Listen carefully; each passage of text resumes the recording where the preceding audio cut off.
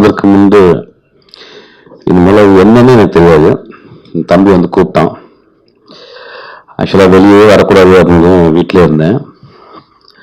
அப்புறம் பூர்ணா நேற்று வந்து மிரட்டினா, வராட்டினா உன்னை கொண்டுவேன் அப்படின்னா, சரி ரைட்டு அப்படின்னு சொல்லிட்டு. So having come here, seeing these two kids and seeing the happiness among the stream and இவ்வளோ பெரிய ஒரு கூட்டம் பத்திரிக்கைலாம் பார்த்தோன்னா ரொம்ப சந்தோஷமா இருக்கு. இந்த மாலை மிகவும் அழகாக இருக்கிறது. ஆதித்யா டு பிகின் வித் நிறைய பேர் தெரியாது. அதுக்கப்புறம் இன்னைக்கு மத்தியானம் வந்து அந்த மேடம் வந்து ரொம்ப ஷார்ட் நோட்டீஸ்ல வித்தின் 2 hours எனக்கு இன்வைட் பண்ணாங்க. இன்வைட் பண்ணி நீங்க வரணும்னாங்க. அது பத்திரிகையாளர்லாம் இருக்காங்களா அப்படின்னா, சார் எல்லாருமே இருக்கிறாங்க சார், நீங்க வரணும்னாங்க. நான் சொன்னேன், எவ்வளவு பெரிய பாம் வச்சிட்டீங்க என் லைஃப்ல. இல்லை மேடம், நான் வந்தா huge controversies hung over the me over my head அப்படின்னு நான் சொன்னேன். சரி, அப்போ ஒரு வேளை நான் வந்தா நான் அதை பத்தி பேசுற மாதிரி இருக்கும், இஸ் தட் ஓகே அப்படின்னாங்க. பரவாயில்ல சார் நாங்க. அதுக்கப்புறம் வெளியே வந்தோடனே டிஸ்கஸ் பண்ணிருப்பாங்க எல்லாத்தையும். ஐயோ என்ன பண்ணி பாம்பை கூத்துக்கு நடுவில் உட்கார வச்சுட்டு அப்படின்ற மாதிரி எல்லாம் சொல்லியிருப்பாங்க போல. அண்ட் ஷீ செட் நோ, வரதான் நான் வந்தா கூட ரொம்ப இதுவாக பேசணும் அப்படின்னாங்களாம். Sorry madam, I think I have to speak few words about what is happening now. Okay, let me continue with this team. என்னுடைய அசிஸ்டன்ட் என்னுடைய தம்பியுமான ஆதித்யா அந்த கதைகள் இருக்காங்க. ரொம்ப சந்தோஷமாகவும் ரொம்ப பெருமையாகவும் இருக்கு. ரொம்ப இன்டென்ஸா ஒரு ஆள். ஆக்சுவலா நிறைய படிக்கல, ஆனா என்னமோ தெரியல, அவனுக்கு வந்து ஒரு டீப்பரா ஒரு சென்சிபிலிட்டி உள்ள இருக்கு. அவனுக்கு ரொம்ப அன்போட, எல்லோரும் அன்போட பழகக்கூடியவன். அவங்க வந்து யாரையுமே வந்து சண்டை போட தெரியாது, அவ்வளோ அன்போட இருப்பான் ஆக்சுவலா. ஸோ அவன் வந்து எழுதியிருக்கான். I think mixed with truth and love. அதனால வந்து he was able to pull off a kind of ஒரு long narrative. And I thank ZEE TV and the team who were given him an opportunity to as a writer. ரைட்டர்ன்றது ரொம்ப கஷ்டமானது. தமிழ் சினிமாவில் writers இல்லை, ரொம்ப கம்மி பேர் தான் ரைட்டர்ஸ் இருக்காங்க. So thank you so much for that. I C really very proud to be on the stage hearing that Aditya பற்றி பேசும்போது. அப்புறம் இங்கே நிறைய பேர் எனக்கு தெரியாது. போஸ் வெங்கட் மட்டும்தான் தெரியும். போஸ் வெங்கட் சொன்னார் வந்து, எப்படி சார் வந்தீங்க, இவ்வளோ மன உளைச்சல் எப்படி சார் வந்தீங்கன்னா, ஒன்றும் உளைச்சல்லாம் கிடையாது, இதை விடலாம் உளைச்சல் பார்த்தாச்சு. என்ன ஒரு குழந்தைய பார்க்கும்போது அம்மாவுக்கு இல்லாத உளைச்சலை விட நம்மளுக்கு உளைச்சல், இதெல்லாம் ஒண்ணுமே கிடையாது. தட்டுங்க, ஏன் தட்ட மாட்டேங்க, தட்டுங்க. ஒரு உளைச்சலும் கிடையாது. சும்மா வரும்போது நான் ஒரு வெள்ளை பேப்பரும் ஒரு பென்சில் மட்டும்தான் எடுத்துட்டு வந்தேன் சினிமாவுக்கு.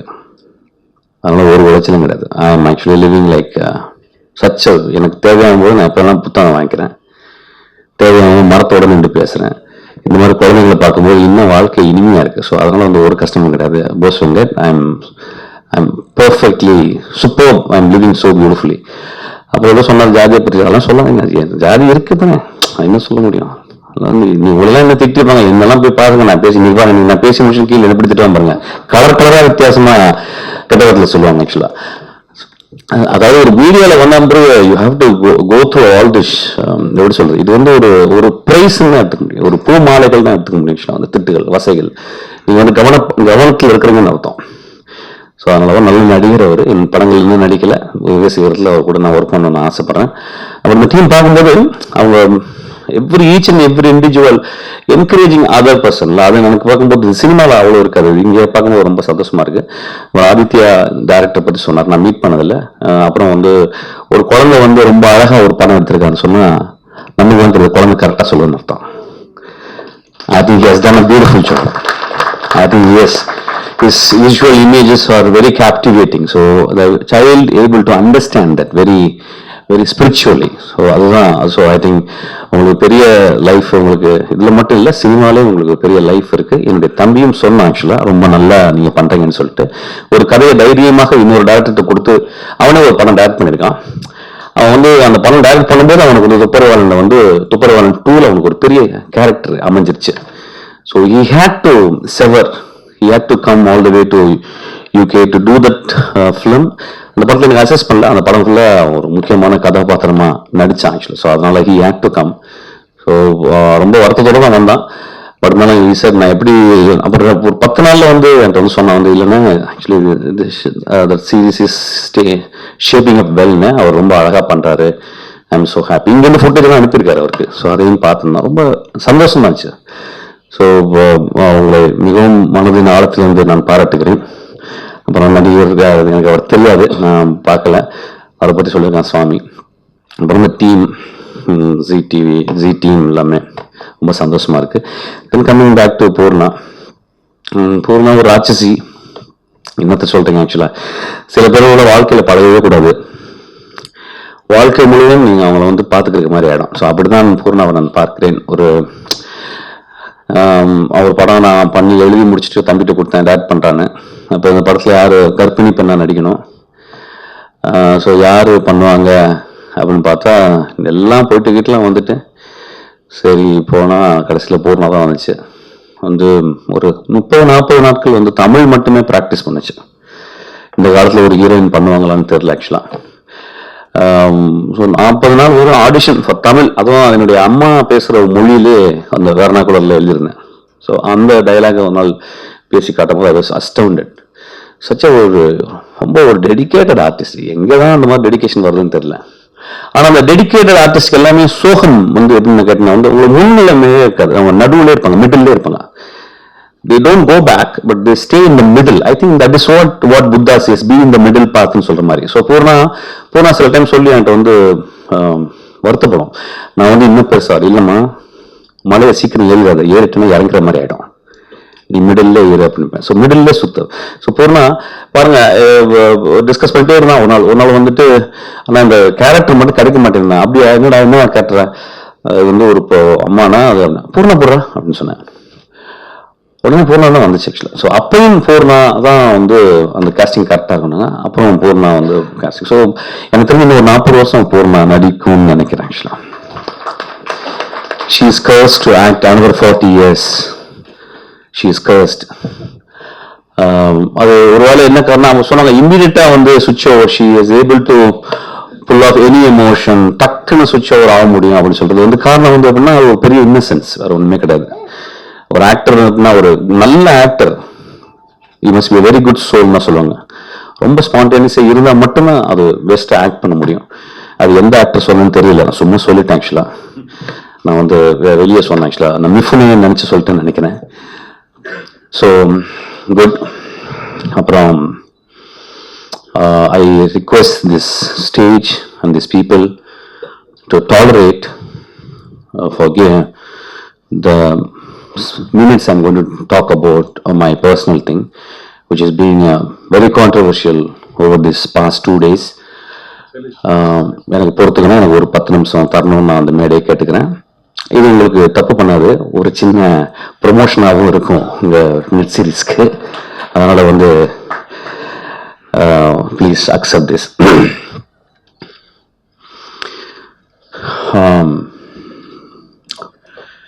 ஒரு வருட காலங்களாக ஒரு கதையை யோசித்து எழுதினேன். என் தம்பி சொன்னான், ஒவ்வொரு கதை எழுதி முடிக்கும் போது கிளைமேக்ஸ் வரும்போது டேவிட் மாமட் சொல்றாரு, when the third act comes, the writer and the protagonist they die அப்படின்னு சொல்றாரு. அதே மாதிரி ஒவ்வொரு கதை எழுதும் போதும் சிம்பாலிக்கா கடந்த ஒரு 5 கதைகள் எழுதும் போதும் when I write my climax, naturally it will be 10 days climax இருக்கும் நான் எழுதுறது. always suffer, heavy bleeding, hemorrhoid இருக்கும். அது இந்த படத்துக்கும் I went through that. My brother was there, my dearmost friend and my guardian angel was here, they witnessed. அப்படிதான் துப்பரிவாளன் 2 எழுதினேன். யாருக்கு எழுதினேன்? நான் சகோதரன் என்று. இந்த ஒட்டுமொத்த தமிழ் சமூகமும் அந்த சகோதரனை மோசமாக பேசும் பொழுதும், மோசமாக பார்க்கும் பொழுது மட்டும் என் தோளில் போட்டுக்கொண்டு அவனை நான் என் சகோதரனாக பாவித்து, நான் என்னுடைய நிஜ சகோதரனை கூட நான் அன்பு செலுத்தவில்லை, அவ்வளவு அன்பு செலுத்தி அவனுக்கு நான் 2வது படம் எழுதினேன். 2018 துப்பறிவாளன் 1 ரிலீஸ் ஆகுது. அந்த படத்துல கிளைமேக்ஸ் அப்ப பெரிய ஸ்ட்ரைக்கு. அப்ப நான் 3 அசிஸ்டன்ட் டைரக்டர் வச்சு கிட்டத்தட்ட 6-7 நாட்கள் நான் மட்டும் தனியாக ஷூட் பண்ணேன். கடைசி நாளில் எங்களுக்கு பணம் இல்லை, பட்ஜெட் இல்லை. 4 நாட்கள் எடுக்க வேண்டிய ஃபைட் சீனை 6 மணி நேரத்தில் நான் எடுத்து கொடுத்து அந்த படம் ரிலீஸ் ஆச்சு. அந்த படம் மிகப்பெரிய வெற்றி பெற்றுச்சு, எல்லாருக்கும் தெரியும்.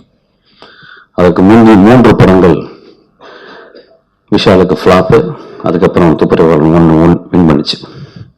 அந்த படத்தில் எனக்கு கொடுத்த சம்பளம் 3 கோடி ரூபாய். 1.5 வருடங்களுக்கு அப்புறம் என்கிட்ட கதையில் சொன்னா, நான் கதை சொன்னேன், இல்லடா இந்த நிறைய உனக்கு கடன் இருக்கு, ஒரு நல்ல கதை எழுதி தமிழ்ல மட்டும் இருக்க கூடாது, ஒரு பேன் இந்தியன் பிலிம் எழுதலாம்னு சொல்லிட்டு கோஹினூர் டைமண்டை வச்சு ஒரு கதை எழுதுறேன்டா. அது ஆந்திராவுக்கும் ஐடென்டிஃபை ஆகும், கர்நாடகாவுக்கும் ஐடென்டிஃபை ஆகும், நார்த் இந்தியாவுக்கும் ஐடென்டிஃபை ஆகும். ஏன்னா அதுக்கு பின்னாடி ஒரு பெரிய ஹிஸ்டரி இருக்கு. அதில் வச்சு எழுதும் போது ஒரு 15 ஹீரோக்கு நீ இந்த டிஃப்ரெண்ட் ஸ்டேட்ஸ்ல நீ அதை டப்பிங் பண்ணலாம் அப்படின்னு சொன்னேன். அந்த கதையை எழுதி முடிச்சுட்டு அதை பாப்புன்ற ஒரு ப்ரொடியூசர் கதை கேட்டு ரொம்ப பிடிச்சி நாங்களே ப்ரொடியூஸ் பண்றோம் அப்படின்னு சொல்லிட்டு எனக்கு ஒரு அட்வான்ஸ் கூட கொடுத்தாரு. அதுக்கப்புறம் நான் விஷாலுக்கு கதை சொன்னேன். அந்த கதை கேட்டு நீ கட்டி பிடிச்சி பாத்ரூம்ல போய் அழுதுட்டு வந்தான். திரும்பி கட்டி பிடிச்சி இந்த கதை எனக்கு போதும், இந்த கதை வச்சு நான் எல்லா கடனையும் அடைச்சிருவேன் அப்படின்னு சொன்னான். 3 நாள்ல அந்த பாப்புன்ற ப்ரொடியூசர் வேணா நானே ப்ரொடியூஸ் பண்றேன்னு சொன்னான். அன்னைக்கு ஆரம்பிச்சது என்னுடைய தலைவலி. அப்ப நான் சொன்னேன், இந்த படம் 19 20 கோடி ரூபாய் செலவாகும், இதை நீ பண்ண முடியாது, நீ கடனாளியாக இருக்கிற, இன்னும் 2 மாசத்துல ஆக்ஷன் ஒரு படம் ரிலீஸ் ஆக போகுது, ஒருவேளை அந்த படம் சரியாக ஓடவில்லை என்னால் இன்னும் அதிகமான பாரம் உன் மேல வரும், இந்த படத்தை தொடாத அப்படின்னு சொன்னோன்னே அவன் சொன்னா, இல்ல சார் இந்த படத்தை தான் நான் பண்ணுவேன். அப்ப நீ வேற ப்ரொடியூசர் வச்சுப்ப. இல்ல சார் எனக்கு இந்த படத்தை நான் பண்ணேன்னா எனக்கு ரொம்ப அட்வான்டேஜஸா இருக்கும், எனக்கு ஹெல்ப் பண்ணுங்கன்றான். அப்ப நான் சொன்னேன், இப்படி சொல்றேன், இதை துப்பறிவாளன் 3 ஆக்கிக்கலாம், துப்பறிவாளன் 2 ஒரு 10 கோடி ரூபாயில சென்னையில நடக்கிற மாதிரி ஒரு கதை நான் பண்ணித்தரேன்னு சொன்னேன். அதுக்கப்புறம் சொன்னா, இதுல இந்த படத்தை தான் நீங்க பண்ணணும்னு சொன்னான். இந்த கதையை எழுதி இது வரைக்கும் நான் யூகே போனது கிடையாது. I have visited many foreign countries. நான் யூகேல போய் தான் லொகேஷன் பார்த்து எழுதணும். I went all the way there. அப்ப நான் ஸ்கிரிப்ட் ரைட்டிங்காக நான் கேட்ட பணம் 7,50,000 ரூபாய். அதுல நான் செலவு பண்ணது 7 லட்சம் ரூபாய் தான். நேற்று பேப்பர்ல பத்திரிகையாளர் எல்லாரும் என்னை கூப்பிட்டீங்க, பேச சொன்னீங்க, நான் பார்த்துக்கிட்டே இருந்தேன். திரைக்கதை எழுதுவதற்கு மட்டும் 35 லட்சம் செலவு பண்ண அப்படின்னு போட்டிருக்கான். 35 லட்சம் செலவு பண்ணுன்றதை அவன் ஆதாரபூர்வமா அவன் ப்ரூவ் பண்ணணும். நான் ஒரு ப்ரொடியூசர் டைரக்டர், நான் டைரக்டர் மட்டும் இல்ல, ஒரு ப்ரொடியூசரா ஒரு கதை எழுதுறதுக்கு 35 லட்சம் ரூபாய் ஒருத்தன் செலவு பண்ணனா அவன் டைரக்ட் பண்றதுக்கே தகுதி இல்லைன்னு நான் சொல்லுவேன். நான் செலவு பண்ணது என் கையில இருக்கு. எனக்கு ஒரு கார்டு கொடுத்தான், ஃபோரெக்ஸ் கார்டு. அந்த கார்டுல தான் அவன் காசு போட்டிருக்கான். இந்த பத்திரிகையாளர் எல்லாருமே நேற்று போட்டதில்லை, எழுதுனீங்கல்ல, நான் 35 லட்சம் ரூபாய் செலவு பண்ண ஈஸியா போட்டீங்கல்ல. ஒரு வார்த்தை அப்படி போட்டா ஒரு சமூகம் நம்பிடுது. அந்த 35 லட்சம் ரூபாய் நான் செலவு பண்ணணும்னு ப்ரூவ் பண்ணணும், நீங்க அதை கேட்கணும். அதுக்கப்புறம் 13 கோடி ரூபாய் இதுவரைக்கும் செலவு பண்ணிருக்கின்றான். 32 நாள் ஷூட் பண்ணிருக்கணும். அது கம்ப்ளீட்டட் 32 days. அவன் என்ன சொல்லிருக்கான், 15 லட்சம் ஒரு நாளைக்கு செலவு பண்றான். 32 × 15 நீங்க பெருக்கணும்னா 4,50,00,000. இன்னொரு 1.5 ரூபாய் என்னுடைய இது போட்டீங்கன்னா 6 கோடி.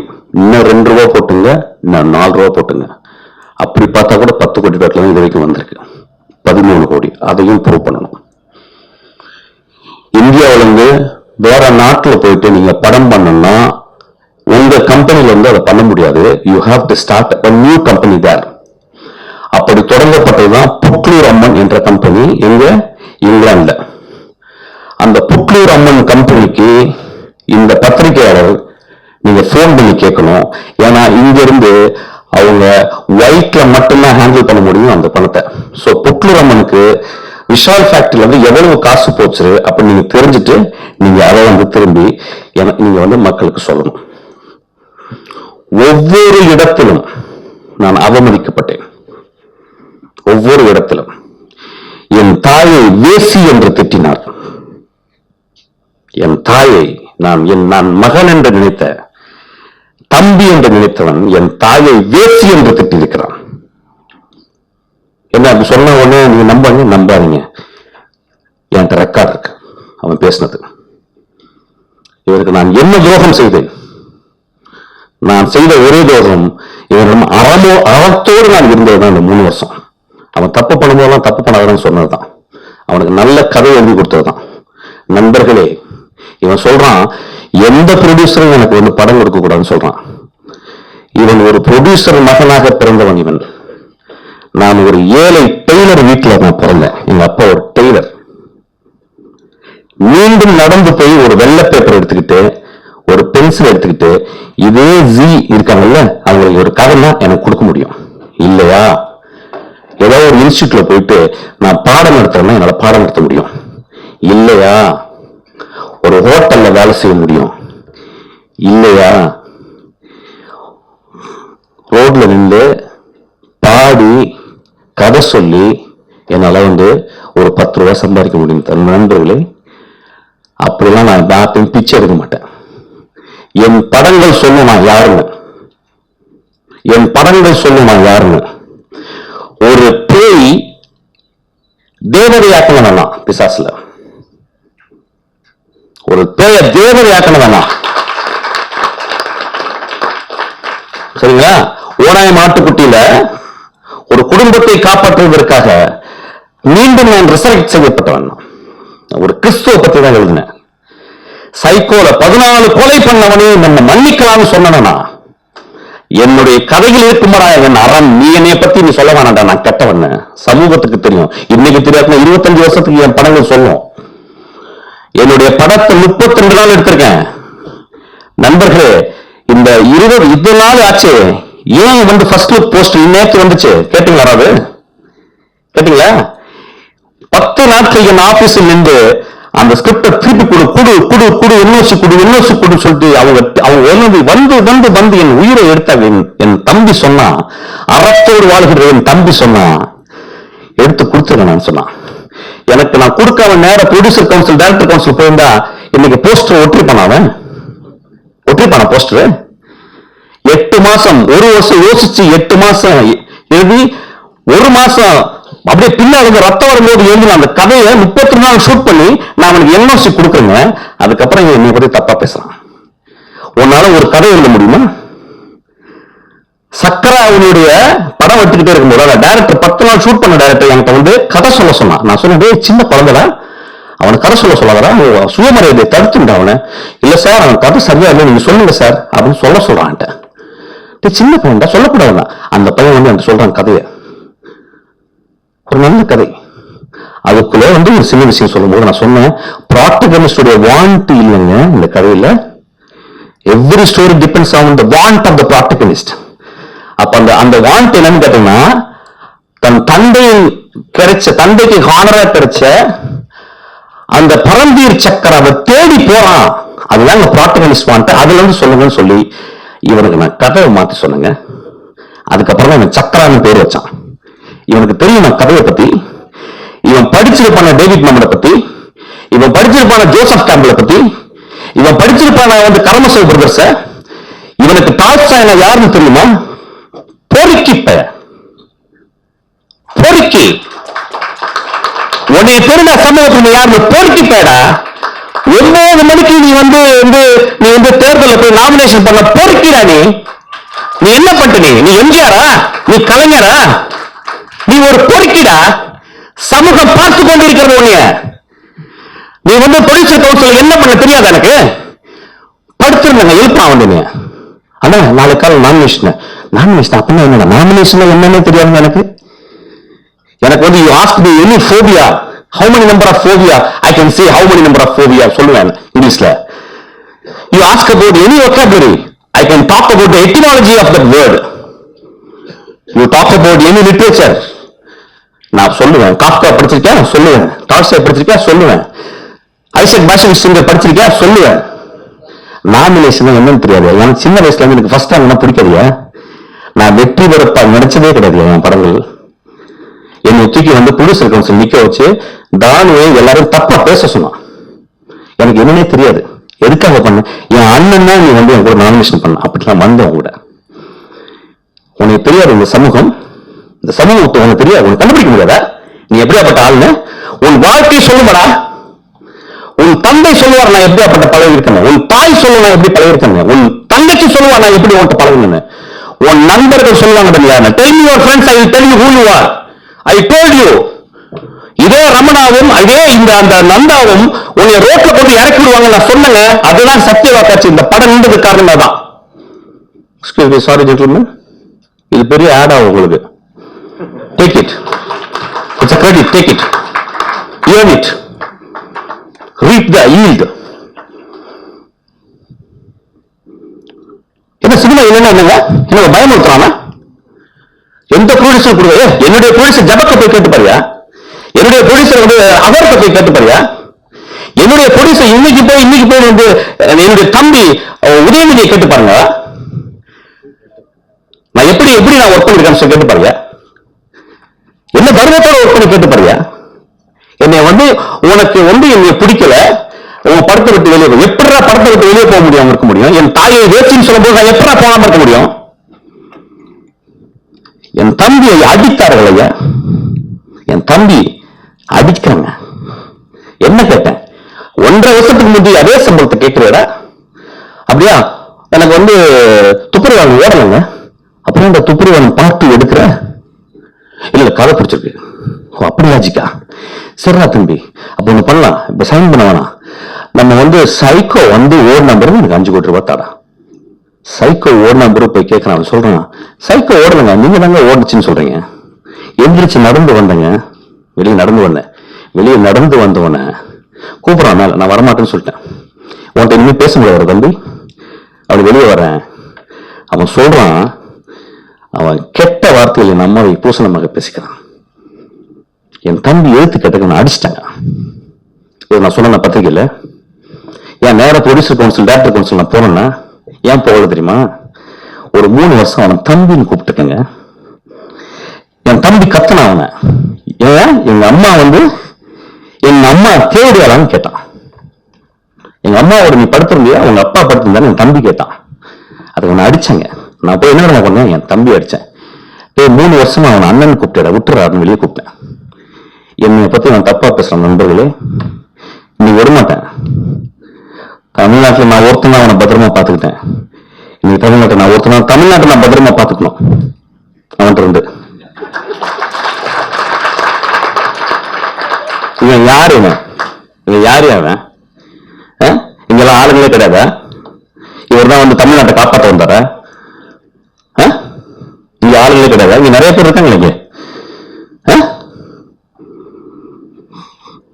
இது ஒரு தமிழனுடைய கோபம் ஐயா. இது ஒரு தமிழனுடைய கோபம். இப்ப ஏன் நம்ம பொறுத்துக்கிட்டு இருந்தானா, என் தாத்தா எழுதியிருக்கான், இன்னா செய்தாரே ஒருத்தர் அவரான நன்னயம் செய்தவன் என் திருவள்ளுவர் தாத்தா எழுதினாயா. அந்த தமிழ்னால நான் அமைதியா இருந்தேன்டா. ஆனா நேற்று எப்படி நான் சொன்னேன், நான் பயப்படுவேன். நீ நினைச்சு நீங்க ப்ரொடியூசர் வர வேணாங்க. என் படங்களை போய் திரும்பி பாருங்க, என் படத்துல உள்ள அறத்தை பாருங்க. நீங்க படம் கொடுப்பீங்க. படம் கொடுக்கறதுனால என்ன பண்ணணும்? திடீர்னு ஆக்ஷன் எனக்கு கண்ணு போச்சு, நான் டாக்ட் பண்ண போனா நான் ஆக்ஷன் சொல்ல முடியுமா என்ன? அப்பயும் கதை சொல்லுவேன். டேய் தம்பி விஷாலு, உன் இந்த பூஜா வேலை இங்க காட்டாத, உனக்கு இருக்க ஆப்பு. இதுதான் ஸ்டார்டிங். இன்னொரு நீ தூங்கவே மாட்டேன். உன் சைட்ல தர்மம் இருந்துச்சுன்னா வாடா குருச்சேத்திர போருக்கு வா, போராடலாம். Thank you so much.